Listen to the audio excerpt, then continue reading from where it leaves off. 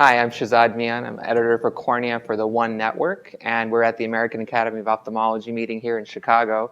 And we have Dr. Farhad Hafizi here with us, who's going to be speaking to us about collagen cross-linking in children with Down syndrome. Welcome. Thank you for sharing time with us to talk to us a little bit about this. Can you tell us a little bit about how children with keratoconus present in your practice?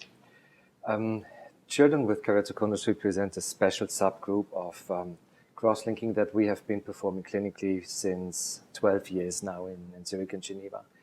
In the very beginning, we decided to only move forward with a cross-linking procedure whenever we see clear progression in keratoconus. On one hand, to protect a new emerging technique that should only be used when there is a great necessity for it. On the other hand, to gather more clinical data on the safety profile. Now, 12 years later, we have a lot of clinical data. We have hundreds of publications out there. And it was about time to assess whether the special subgroup of children, where keratoconus often is the most aggressive, would also necessitate to document progression before treatment, because it would be a pity to lose Kmax readings and increased steepening in a child just to document the progression of keratoconus. So we performed a retrospective analysis of all the children we have cross-linked and adolescents we have cross-linked in the past 8 years, came up with a number of roughly 70 eyes, and checked, on one hand, how many of these children showed indeed progression after the first initial visit, how many went to cross-linking, and how were the cross-linking results. We saw two exciting things when comparing the results to the adult population. On one hand, the children seem to do just fine after cross-linking. They stabilize, but the effect is contradictory in the 3 studies published so far. There are 2 Italian studies that have shown stable results over 2 and 3 years, whereas in our study we have stable results over 2 years and then a loss of significance after 3 years. So it seems as if cross-linking works well in children, but the long-term beneficial effect remains to be seen, which makes sense because cross-linking is really aggressive, is most aggressive in the young population. And on the other hand, we checked how many of these children indeed progress, and we treat them, and the rate is 88%. So 9 children out of 10 will progress once they enter your practice. And then we decided to adopt a different attitude, not to wait anymore for documented progression in children and adolescents, but treat them right away as soon as you have an unambiguous diagnosis. Can you tell us about what age group we're talking about when you are talking about children? Well, we adhere to the WHO definitions of children and adolescents, which is children between the age of 8 and 15 and adolescents between the age of 10 and 19. So when they present to your practice, are there still some clinical signs or criteria that you use to initiate treatment? Well, we need to have keratoconus documented, Scheimpflug imaging, placebo-based topography. We need to have a history of clear and distinct loss in speckle-corrected visual acuity, increase in astigmatism, and so on. But we do not wait to document the progression anymore. Okay, great. So can you tell us a little bit more about your experience with the treatment itself, how the children go through it? Very interesting, very diverse, just like in the adult population. I had 9-year-olds that didn't really need anything specific and others that needed sedation. 1 or 2 needed even general anesthesia, but this is by far the exception. And hopefully with the upcoming of transepithelial cross-linking, which should not be performed yet because we don't have good clinical and solid data out there. But I think in 1 or 2 years we will have them. Transepithelial cross-linking will make things so much easier. So far your experience has been with epithelium off for the treatment? Absolutely. And the reason is there is no clinical scientific backing and no published long-term results on the beneficial effects of transepithelial. All the solutions out there show a certain concentration of riboflavin in the stroma and certainly a certain cross-linking effect, but there is no long-term data available. And And on top of this, some of the commercially available solutions with for transepithelial cross-linking, if you take them back to the rabbit eye, they simply would not work. No increase in biomechanical stiffening in the lab.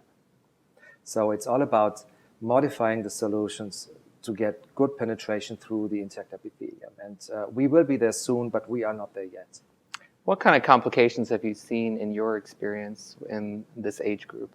In this particular age group, it's all about compliance. So working a lot with the parents, we luckily had no major complications in this group. What we can see as major complications is everything related to an open corneal surface. So not really specific to cross-linking, but rather to a large diameter abrasio and proper handling of it. You mentioned your concern that the data is limited up to 2 years out. Are there other concerns that you have in terms of long-term treatment in this age group? Not really, no. If it was my kid, I would treat it immediately because gaining 2 years in a, let's say, 13-year-old with a massive increase in K readings over the past 8 months is just beneficial. It's all about gaining time. And as I said, it's not totally clear whether our data will be consistent, showing a non-significance after 3 years, or whether the 2 other data will be pertinent. It's just a certain contradiction in the 3-year results, but we might see more data in the next 1 to 2 years that clarify this question. Do you have any experience in repeated treatments in any of your cases? And if not, do you have recommendations? Little experience, as does, to my knowledge, nobody has extended experience. We have treated various cases of pellucidal marginal degeneration 4, 5, 6, 8 years ago with a centered irradiation, and the centered irradiation is apparently not sufficient in a disease that touches predominantly the periphery of the cornea. So the early PMD cases showed progression, and we had to recross-link them. We talk about less than 10 cases, and we didn't see any negative effects on the cornea. Just to summarize, in children who present in your practice, do you have any recommendations for early treatments prior to collagen cross-linking?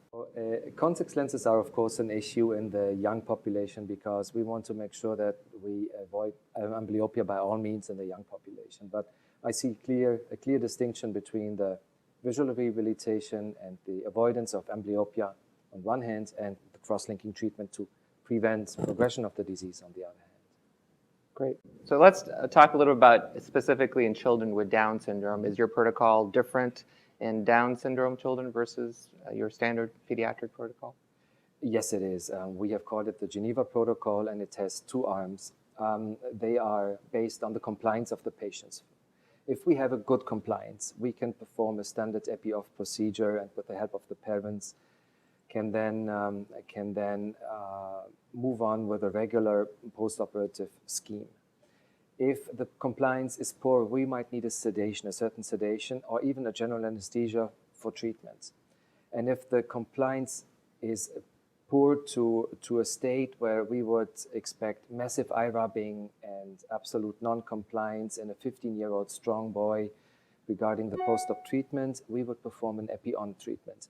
Even though we don't have solid clinical data, but the complications we have seen in Down children, there is one paper in the literature that is a case series of, I think, 3 eyes, and they had 2 major complications, not by the UVA treatment, but by the post-op period, and regarding the handling of the patient. And the patient was had to stay under constant sedation for 4 or 5 days because he wouldn't let anybody touch his eye after the treatment.